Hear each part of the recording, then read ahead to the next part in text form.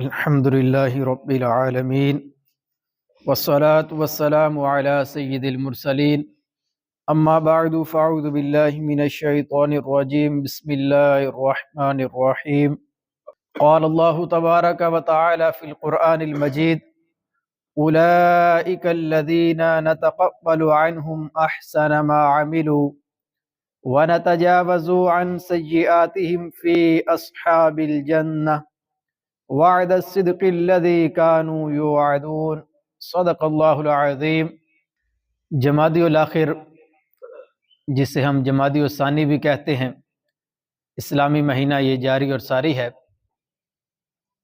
اس کی 22 تاریخ کو خلیفہ اول، خلیفہ بلا فصل، افضل البشر بعد الانبیاء بالتحقیق، یار غار و یار مزار مصطفیٰ صلی اللہ علیہ وسلم، حضرت سیدنا صدیق اکبر رضی اللہ تعالی عنہ کا یوم وصال ہے۔ حضرت سیدنا صدیق اکبر رضی اللہ تعالی عنہ بہت ہی بلند شان والے صحابی ہیں۔ سب سے پہلے مسلمان، مردوں میں سب سے پہلے اسلام قبول کرنے والے، سب سے پہلے صحابی، سب سے پہلے خطیب اسلام، سب سے پہلے مبلغ اسلام، اپنا مال، اپنی جان، اپنا تن من دھن سب کچھ دین اسلام کے لیے قربان کرنے والے، دین اسلام کے خاطر کفار سے مارے کھانے والے، اور نبی کریم علیہ الصلوۃ والسلام کی اولین جو دوست تھے ان کے اندر آپ رضی اللہ تعالی عنہ کا شمار ہوتا ہے۔ حضرت سیدنا صدیق اکبر رضی اللہ تعالی عنہ وہ واحد صحابی ہیں جنہیں یہ شرف حاصل ہے کہ نبی کریم علیہ الصلوۃ والسلام نے اپنی ظاہری زندگی مبارک کے اندر ہی آپ کو اپنے امامت کے مصلی پر کھڑا فرما دیا، اور نبی کریم علیہ الصلوۃ والسلام کی موجودگی میں حضرت صدیق اکبر رضی اللہ تعالی عنہ نے جو ہے وہ صحابہ اکرام کی امامت فرمائی۔ حضرت صدیق اکبر رضی اللہ تعالی عنہ وہ عظیم الشان صحابی ہیں جنہیں اللہ پاک نبی کریم علیہ الصلوۃ والسلام اور حضرت جبرائیل امین علیہ الصلوۃ والسلام سے صدیق کا لقب عطا کیا گیا۔ یہ صدیق کا لقب لوگوں نے نہیں دیا، بلکہ اللہ تبارک و تعالیٰ نے آپ کو عطا فرمایا۔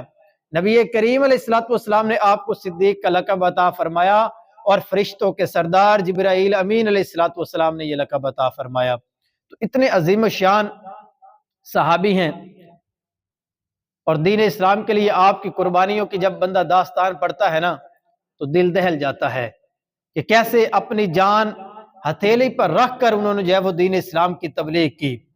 جب مکے میں جا کر آپ نے تبلیغ کی تو اس وقت ابھی 40 لوگ بھی مسلمان نہیں ہوئے تھے، چند لوگ مسلمان تھے، اور انہوں نے بھی اپنا اسلام چھپایا ہوا تھا۔ کیوں کہ جب کفار کو پتہ چلتا تھا کہ فلاں نے اسلام قبول کر لیا ہے، وہ مارتے تھے، تکلیفیں دیتے تھے۔ تو حضرت صدیق اکبر رضی اللہ تعالیٰ عنہ نے خانہ کعبہ کے پاس جا کر جب تبلیغ کی تو ان مشرکین نے آپ کو اتنا مارا، آپ لہو لہان ہو گئے، اور اپنی طرف سے انہوں نے حضرت صدیق اکبر رضی اللہ تعالیٰ عنہ کو شہید کر دیا تھا۔ اتنا جو ہے وہ آپ کو مارا، اور یہ ماریں آپ نے کس لیے کھائی؟ نبی کریم علیہ الصلوۃ والسلام کی محبت میں، دین اسلام کی سربلندی کے لیے، تبلیغ اسلام کے لیے آپ نے یہ مارے کھائی۔ اور پھر اللہ تبارک و تعالیٰ نے کیسا مقام اور مرتبہ عطا فرمایا کہ انبیاء و مرسلین کے بعد کائنات میں جو سب سے بلند مرتبہ اور مقام ملا وہ حضرت صدیق اکبر رضی اللہ تعالیٰ عنہ کو ملا۔ حضرت امام شافعی رحمۃ اللہ تعالیٰ علیہ بہت بڑے عالم دین گزرے ہیں، آپ سے روایت ہے، فرماتے ہیں حب ابی بکر و عمر و معرفت فضلہما من السنہ۔ فرماتے ہیں حضرت سیدنا صدیق اکبر رضی اللہ تعالی عنہ اور حضرت عمر فاروق رضی اللہ تعالی عنہ، ان سے محبت کرنا اور ان کی فضیلت کو ماننا یہ سنت ہے، یہ دین کا طریقہ ہے۔ آپ سے محبت کرنا، آپ کی فضیلت کو ماننا۔ اور حضرت مالک بن انس رضی اللہ تعالی عنہ آپ فرماتے ہیں پہلے کے نیک لوگ اپنی اولاد کو حضرت ابو بکر و عمر رضی اللہ تعالی عنہما کی محبت سکھایا کرتے تھے۔ کیسے؟ فرمایا کما یعلمون السورۃ अवी सुन्ना, फरमाया जैसे कुरान की कोई सूरत या सुन्नत मुस्तफ़ा सिखाई जाती है। पहले के नेक लोग ऐसे अपनी औलाद को शेखैन करीमैन हजरत सिद्दीक अकबर और फरूक आजम रदी अल्लाह तआला अन्हुमा की मोहब्बत सिखाते जैसे कुरान की कोई आयत या नबी करीम अलैहिस्सलाम की कोई सुन्नत सिखाई जाती है। ऐसे वो अपनी औलाद को सहाबा किराम अलैहिम रिदवान में से इन दो मुकद्दस हस्तियों की मोहब्बत जो है वो बिलखुसूस सिखाया करते थे। और हजरत अबू बकर उमर रदी अल्लाह तआला अन्हुमा, आपकी जब इतनी शान है तो हमें भी चाहिए कि हम इनकी सीरत का मुताला करें, अपनी औलाद को इनकी सीरत जो है वो पढ़ के सुनाएं, इनकी सीरत अपनी औलाद को बताएं। अल्लाह तबारक व तआला ने कुरान करीम फुरकान हमीद के अंदर ये जो आयत हमने अभी तिलावत की है, ये हजरत सैयदना सिद्दीक अकबर रदी अल्लाह तआला अन्हु की शान में नाजिल हुई है। अल्लाह पाक ने क्या फरमाया है? फरमाया ववस्सैनल इंसान बिवालिदैहि इहसाना, फरमाया कि हमने आदमी को हुक्म दिया कि अपने माँ बाप से भलाई करे, और फरमाया उसकी माँ ने उसे पेट में मुशक्कत से रखा और मुशक्कत से उसको जना, और उसके हमल और उसके दूध छुड़ाने की मुद्दत 30 महीने है, यहां तक कि जब वो अपनी कामिल कुव्वत की उम्र को पहुंचा और 40 साल का हो गया तो उसने अर्ज की, ऐ मेरे रब, मुझे तौफीक दे कि मैं तेरी नेमत का शुक्र अदा करूं जो तूने मुझ पर और मेरे माँ बाप पर फरमाई है, और मैं वो नेक काम करूं जिससे तू राजी हो जाए, और मेरे लिए मेरी औलाद में नेकी रख। मैंने तेरी तरफ रुजू किया और मैं मुसलमानों में से हूं। उलमाए किराम फरमाते हैं, मुफस्सिरीन फरमाते हैं, ये आयत हजरत सैयदना सिद्दीक अकबर रदी अल्लाह तआला अन्हु की शान में नाजिल हुई है। वो कैसे? अब इसकी तफसील सुने। इस आयत में ववस्सैनल इंसान का लफ्ज कहा गया है, यहां पर इंसान से मुराद हजरत सैयदना सिद्दीक अकबर रदी अल्लाह तआला अन्हु है, और फरमाया कि आपको फिर आपके वसीले से क़यामत तक आने वालों को नेक सलूक करने का हुक्म दिया गया है अपने माँ बाप के साथ। हजरत सिद्दीक अकबर रज़ियल्लाहु तआला अन्हु के वसीले से क़यामत तक जितने मुसलमान आएंगे उनको अपने माँ बाप के साथ नेक सलूक करने का हुक्म इरशाद फरमाया गया।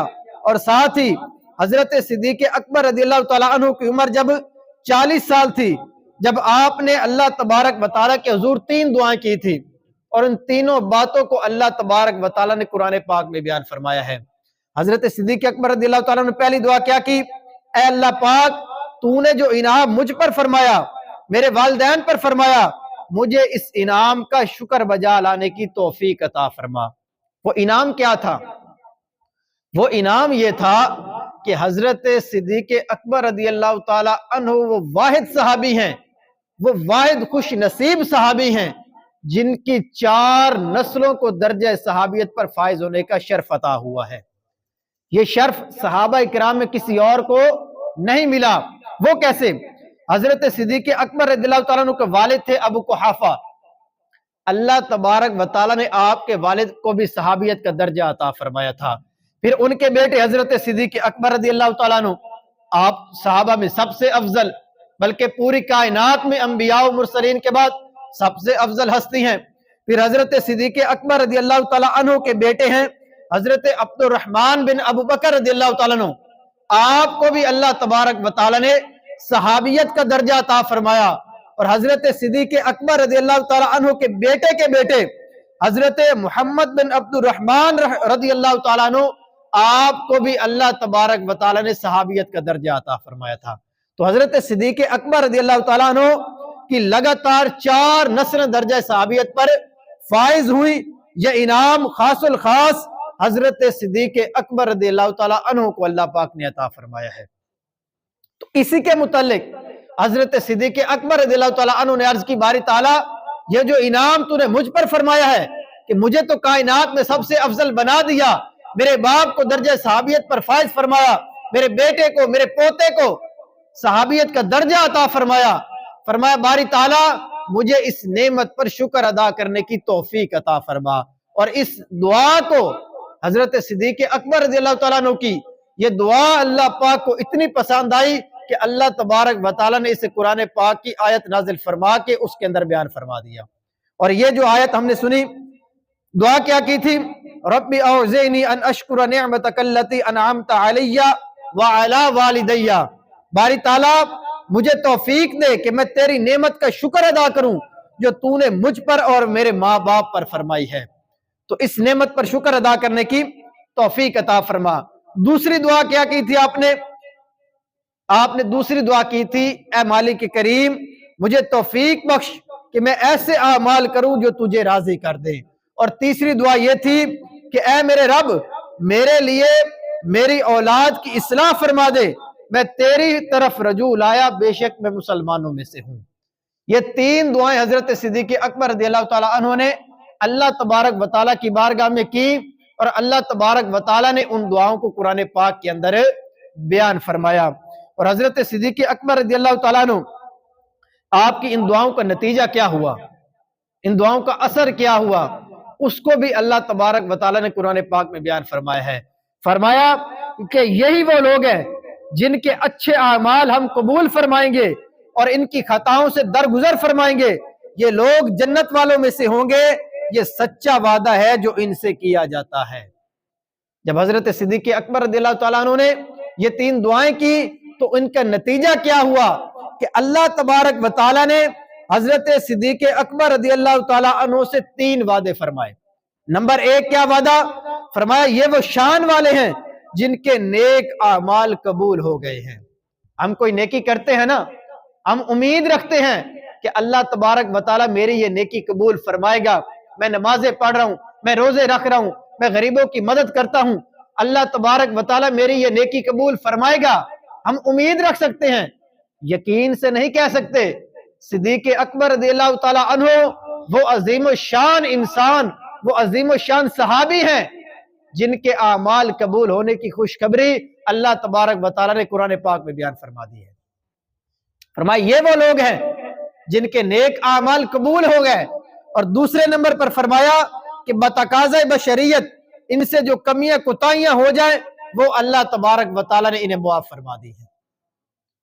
ایسا شرف کسی اور کو ملا ہے کہ اسے دنیا میں پتہ چل جائے کہ میرے جو گناہ ہیں وہ اللہ تبارک و تعالیٰ نے معاف فرما دے ہیں، یا میری کوئی خطا کوئی کمی کوتاہی ہے تو وہ اللہ پاک نے معاف فرما دی ہے۔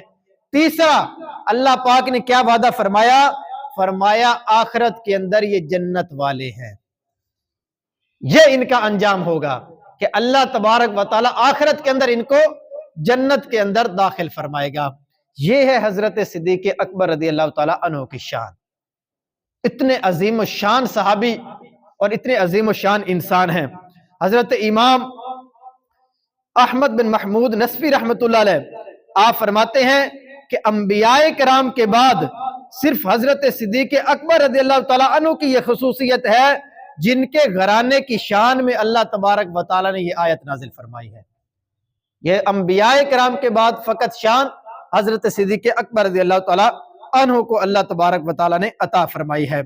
اب اللہ پاک نے آیت کے اندر کیا فرمایا تھا؟ وَوَصَّيْنَا الْإِنسَانَ، ہم نے آدمی کو حکم دیا ہے۔ اب یہاں پر آدمی سے مراد تو حضرت صدیق اکبر رضی اللہ تعالیٰ عنہ ہے۔ اس کی آپ یوں ایک مثال سمجھیں کہ کائنات میں مرد تو بہت سارے ہیں، لیکن جب کوئی بندہ بہادری کا کام کرتا ہے تو ہم کہتے ہیں یار اصل مرد تو یہ بندہ ہے۔ اس کا کیا مطلب ہوتا ہے؟ اس کا یہ مطلب نہیں ہوتا کہ کائنات میں اس کے سوا کوئی اور مرد ہے ہی نہیں۔ مطلب یہ ہوتا ہے کہ مرد تو بہت سارے ہیں، لیکن یہ مردانگی والا، یہ جو ہے وہ اتنا بڑا کام یہ صرف یہی کر سکتا تھا، یہ اس کی تعریف بیان کرنے کے لیے ہوتا ہے۔ تو اللہ تبارک و تعالیٰ نے قرآن پاک میں کیا فرمایا؟ وَوَصَّيْنَا الْإِنسَانَ، ہم نے انسان کو وصیت کی۔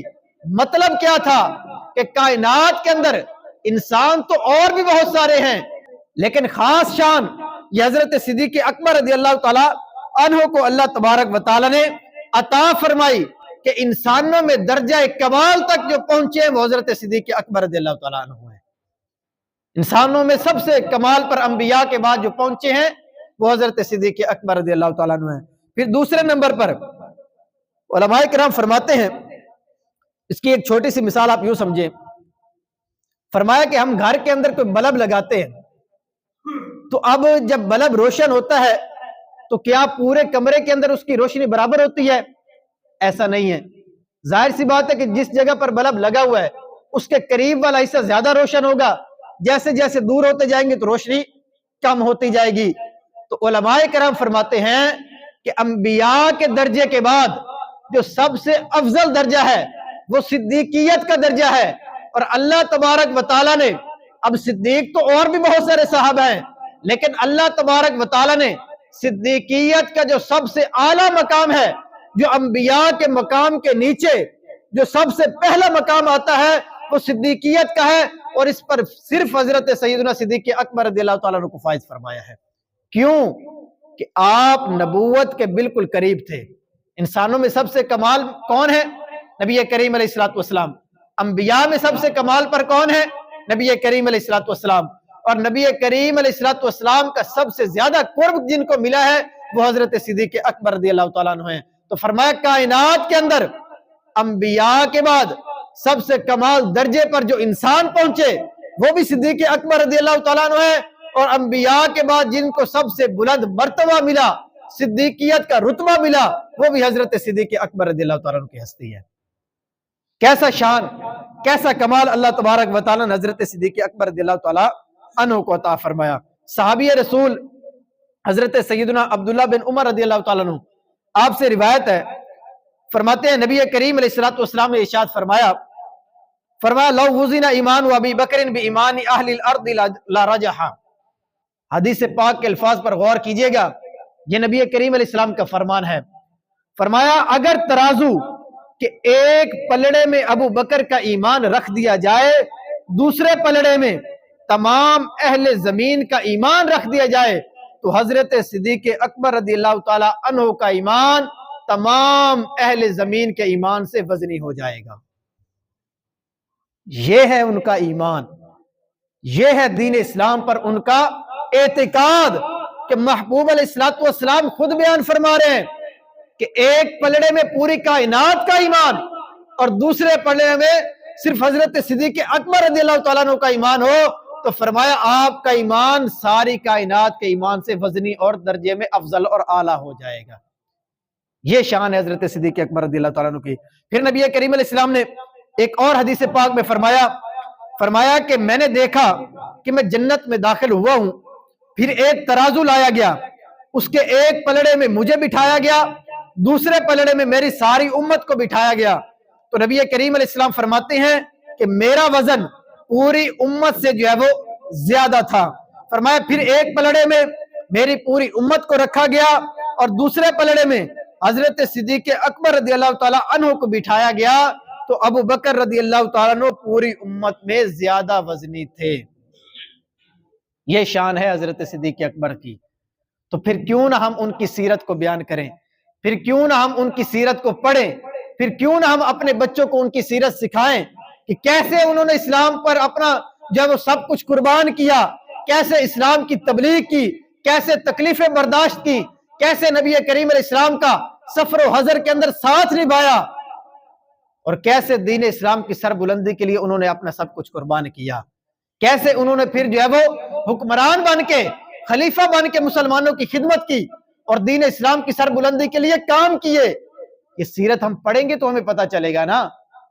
یہ ہیں ہماری آئیڈیل شخصیات جن کو ہم نے پڑھنا تھا، لیکن ہم نے ان کو چھوڑ کر اور لوگوں کو اپنا آئیڈیل بنایا ہے، اور لوگوں کو آئیڈیل بنانے کے چکر میں ہم دین سے بھی دور ہو گئے اور دنیا بھی ہماری چلی گئی۔ ان کی سیرت پڑھنے کا ہمیں حکم دیا گیا ہے۔ ان کی سیرت پڑھیں گے تو ہمیں پتہ چلے گا کہ اسلام کے اندر کس طرح بندہ رہتا ہے اور کس طرح اسلام کے لیے قربانیاں دی جاتی ہیں۔ آج وہ قربانیاں ہم سے نہیں مانگی جا رہی کہ آپ نماز پڑھنے کے لیے مسجد میں جائیں اور آپ کو پکڑ کر کوئی جو ہے مار مار کے لہو لہان کر دے۔ کوئی ایسا ہے ہمارے ساتھ؟ کچھ بھی نہیں ہے نا۔ ہم آرام سے آتے ہیں، نماز پڑھ کے چلے جاتے ہیں، کوئی ہمیں پوچھنے والا نہیں ہے۔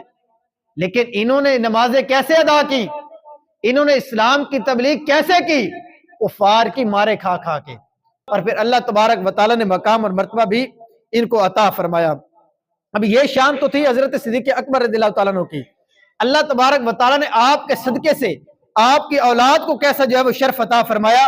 اسی آیت کے اندر حضرت صدیق اکبر رضی اللہ تعالیٰ عنہ نے دعا کیا کی تھی؟ وَأَصْلِحْ لِي فِي ذُرِّيَّتِي، باری تعالیٰ میرے لیے میری اولاد میں نیکی رکھ دے۔ فرمایا کہ حضرت صدیق اکبر رضی اللہ تعالیٰ عنہ کی یہ دعا بھی اللہ تبارک و تعالیٰ نے قبول فرمائی۔ اب قیامت تک حضرت صدیق اکبر رضی اللہ تعالیٰ عنہ کی جو اولاد میں ہوگا، اللہ تبارک و تعالیٰ حضرت صدیق اکبر رضی اللہ تعالیٰ عنہ کے صدقے اسے بھی نیک صالح اور پرہیزگار بنائے گا۔ یہ شان آپ کی اولاد کو نصیب ہوا۔ اب آپ کی اولاد میں آپ دیکھیں نا کہ کتنی عظیم الشان ہستیاں آتی ہیں۔ حضرت سیدہ عائشہ صدیقہ رضی اللہ تعالی عنہا جو نبی کریم علیہ الصلوۃ والسلام کی زوجہ ہیں، ام المؤمنین ہیں، اللہ تبارک و تعالی نے کیسی شانیں آپ کو عطا فرمائیں کہ سورہ نور کے اندر 18 آیات حضرت عائشہ صدیقہ رضی اللہ تعالی عنہا کی شان میں نازل فرمائیں۔ اور حضرت عائشہ کون ہے؟ حضرت صدیق اکبر رضی اللہ تعالی عنہ کی شہزادی ہیں۔ یہ شان اللہ تبارک و تعالیٰ نے کس کو عطا فرمایا؟ حضرت صدیق اکبر رضی اللہ تعالیٰ عنہ کو اور آپ کے گھرانے کو عطا فرمایا کہ آپ کی جو شہزادی ہیں وہ نبی کریم علیہ السلام کی زوجہ بنی، اور اللہ تبارک و تعالیٰ نے اتنا مقام اور مرتبہ جو ہے وہ عطا فرمایا۔ حضرت عائشہ صدیقہ رضی اللہ تعالیٰ عنہ آپ اللہ پاک کی عبادت کیسے کرتی ہیں؟ علماء نے تھوڑی سی اس کی مثال لکھی ہے۔ فرمایا کہ حضرت عائشہ صدیقہ رضی اللہ تعالیٰ عنہ کی قمیض مبارک میں پیوند لگے ہوئے تھے۔ ایک مرتبہ آپ کے پاس 70,000 درہم آئے، لیکن آپ نے اپنی قمیض نہ سلوائی بلکہ وہ 70,000 درہم غریبوں کے اندر تقسیم فرما دیے۔ یہ ہے حضرت صدیق اکبر رضی اللہ تعالیٰ عنہ کے گھرانے کی اسلام کے لیے قربانیاں۔ اتنا مال ہمارے پاس آ جائے نا تو ہم پتہ نہیں مستقبل کے 100 سال کے منصوبے بنا کر بیٹھ جائیں، لیکن انہوں نے اپنے قمیض کو سلائی بھی نہیں کروایا، پیوند لگا ہوا قمیض پہن لیا، نیا قمیض بھی نہیں سلوایا، اور وہ 70,000 درہم غریبوں کے اندر تقسیم فرما دیے۔ اور ایک موقع پر 1,00,000 درہم کا بھی روایات میں ذکر ہے کہ آپ کے پاس آئے، آپ نے اپنے اوپر خرچ کرنے کے بجائے غریبوں کے اندر تقسیم فرما دیے۔ حضرت عبداللہ بن زبیر رضی اللہ تعالیٰ عنہ حضرت صدیق اکبر رضی اللہ تعالیٰ عنہ کے نواسے ہیں۔ اب آپ نے حضرت صدیق اکبر رضی اللہ تعالیٰ عنہ نے کفار کے سامنے کھڑے ہو کر جو ہے وہ اسلام کی خاطر مارے کھائیں، غار کے اندر اکیلے نبی کریم علیہ السلام کی حفاظت فرمائی۔ تو حضرت عبداللہ بن زبیر رضی اللہ تعالیٰ عنہ جو آپ کے نواسے ہیں، انہوں نے اپنے نانا کی سنت کو کیسے زندہ کیا کہ جب حجاج بن یوسف نے مکہ معظمہ پر جو وہ حملہ کیا تو حضرت عبداللہ بن زبیر رضی اللہ تعالیٰ عنہ ایک موقع پر بالکل تنہا رہ گئے، کوئی بھی آپ کے ساتھ نہیں تھا مکہ مکرمہ خانہ کعبہ کی حفاظت کے لیے۔ لیکن اس وقت حجاج کی جو فوج تھی وہ مکہ کے اوپر خانہ کعبہ کے اوپر پتھر برسا رہی تھی، اور آپ خانہ کعبہ کے سائے میں کھڑے ہو کر اطمینان کے ساتھ نماز ادا فرما رہے تھے۔ آپ کے پاس سے پتھر گزر رہے تھے لیکن آپ نے اپنی نماز جو ہے وہ ادا فرمائی اور اکیلے خانہ کعبہ کی حفاظت کے لیے ڈٹے رہے۔ یہ شان حضرت عبداللہ بن زبیر رضی اللہ تعالیٰ عنہ کو اللہ پاک نے حضرت صدیق اکبر رضی اللہ تعالیٰ عنہ کے صدقے میں عطا فرمائی۔ تو یہ شان ہے حضرت صدیق اکبر رضی اللہ تعالیٰ عنہ کی۔ کل شام 22 جمادی الثانی بن رہی ہے، تو آپ سے یہ التجا ہے کہ ہم جیسے دیگر اتنے سارے ایام مناتے ہیں جن کی نہ شریعت کے اندر کوئی حیثیت ہوتی ہے، نہ بعض اوقات شریعت میں اجازت ہوتی ہے، بس فقط جائز ہوتا ہے لیکن ہم اس میں کئی سارے گناہ کر رہے ہوتے ہیں، تو ان ہستیوں کے ایام ہمیں منانے چاہیے۔ اپنے گھر کے اندر ان کی فاتحہ کا اہتمام کریں، اپنے دفتر کے اندر، اپنی دکان پر اصال ثواب کا نیاز کا اہتمام کریں، اپنے بچوں کو ان کی سیرت پڑھ کے سنائیں تاکہ بچوں کو پتہ چلے کہ ہم نے کن کی سیرت کو پڑھنا تھا اور ہم کن کی سیرت پڑھنے میں لگے ہوئے ہیں۔ تو اللہ تبارک و تعالی ہمیں عمل کرنے کی توفیق عطا فرمائے۔ آخر کے اندر ایک شرعی مسئلہ میں نے بیان کرنا ہے، وہ یہ ہے کہ یہ پہلے بھی ایک مرتبہ بیان کیا تھا، یاد دہانی کے لیے دوبارہ بیان کر دیتے ہیں کہ جب ہم جماعت کے اندر صف میں کھڑے ہوتے ہیں تو آپس میں کندھے سے کندھا ملا کر کھڑا ہونا یہ واجب ہے۔ اگر اس دوران درمیان میں کوئی فرق ہوگا، کوئی فاصلہ ہوگا تو یہ شرعاً ناجائز اور گناہ ہے۔ تو دین اسلام کی یہ خوبصورتی ہے۔ نبی کریم علیہ السلام نے حدیث پاک میں اس کا حکم ارشاد فرمایا ہے کہ جب صف میں کھڑے ہو تو کندھے سے کندھا ملا کر جو ہے وہ کھڑا ہوا کریں۔ فرمایا کہ میں دیکھتا ہوں کہ تمہارے درمیان سے شیطان بکری کے بچے کی طرح جو ہے وہ داخل ہو جاتا ہے۔ وجہ کیا ہوتی ہے؟ फरमाया थोड़ा सा फासला होता है, शैतान उस वक्त जो है वो उस फासले में दाखिल हो जाता है। बकरी का बच्चा छोटा सा होता है ना, तो ये छोटा सा बन के वहां दाखिल हो जाता है, फिर बंदे के दिल के अंदर जो है वो वसवसे डालता है, फिर रखते भूल जाती हैं, फिर बाज़ औक़ात भूल जाता है कि मैंने क्या पढ़ा है क्या नहीं पढ़ा, तो ये शैतान ही वसवसा दिलाता है। इसकी वजूहात में से एक वजह ये भी होती है कि हम सफ के अंदर जो है वो बाज़ औक़ात फासले से खड़े होते हैं, तो कंधे से कंधा मिलाकर खड़ा होना चाहिए। सहाबा इकराम का तो हमने यहाँ तक रिवायात में पढ़ा है कि यूं कंधे से कंधा मिलाकर खड़ा होते कि उनके कंधे से जो है वो कमीज फट जाया करती थी, इतना कंधे से कंधा मिलाकर खड़ा होते। हम पता नहीं क्यों दूर दूर जो है वो भागने की कोशिश कर रहे होते हैं, हमारे ही मुसलमान भाई होते हैं, तो हमें मिलकर खड़ा होना चाहिए। ये शरीयत का हुक्म भी है और ये जरूरी भी है, वगरना हम गुनाह का इर्तिकाब करते रहेंगे। अल्लाह पाक हमें अमल करने की तौफीक अता फरमाए।